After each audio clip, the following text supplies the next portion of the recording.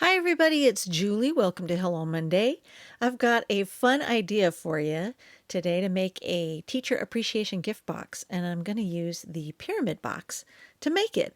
So I've got different colors of cardstock that I'm going to work with here that resemble a pencil, and I'm going to start by die cutting the entire box shape twice from black cardstock, and then in the other colors, I'm going to need to die cut just the triangular part. So I'm going to position my die on the paper this way because I don't need to die cut the bottom of the box. I just need to make sure I have that full triangular portion there on the cardstock. So I'm just going to whack off the excess there and then go ahead and send that through my die cutting machine. And I need two each of those three colors. And then I've got my box base die cut. So I just wanted to show you I've got two more of the yellow, the craft, and the black when it's just the triangular portions. And to trim off the flaps, I'm just going to take my guillotine trimmer. You can use a straight blade trimmer. You know, the Fiskars one works really well for this too. So I'm just kind of creasing those fold lines a little bit so I can see better where to cut because I didn't mark any of that with a pencil. And now you can see I've got 6 of these triangular shapes, but I need to cut them down even more. I'm going to split them in half along that score line. So I'm just going to line up the top point there of that score line and then the bottom where it met, and I had that little sharp corner there. And so now I've got all of these triangular pieces. I'm going to set those aside for a minute and build my box.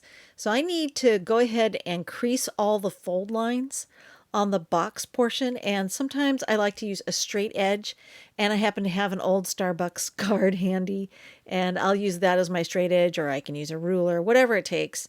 When it comes to creasing fold lines on heavier weight cardstock, it can help use that straight edge to get a nice crisp fold along the score line. So I'm just going to go ahead and crease all of those, and when I'm finished, I'll have both of those ready to go. I'm going to set one aside and leave it intact. But then to make the box, I need to whack off the bottom. This is actually the lid. It's upside down, right? Because this is a pyramid box. So the lid is actually on the bottom of the box. And then I'm going to secure these two pieces together. Now I'm using double-sided sticky tape because I think that's the best stuff ever for putting together boxes. I find that it has an excellent grip and will hold that those pieces and those flaps together better than anything else I've ever used. Some people like to use hot glue. To me, it's like, oh man, I want to drag out the hot glue gun for this. So I always reach for the double-sided sticky tape. And this is that score tape or Be Creative tape, works the best for me when I'm putting together boxes. So I'm just going to attach those at the flaps there. And that flap was designed specifically to reduce bulk. So when you assemble the whole box, the flaps will secure together along those fold lines, and you're not going to have that bulk causing issues or problems.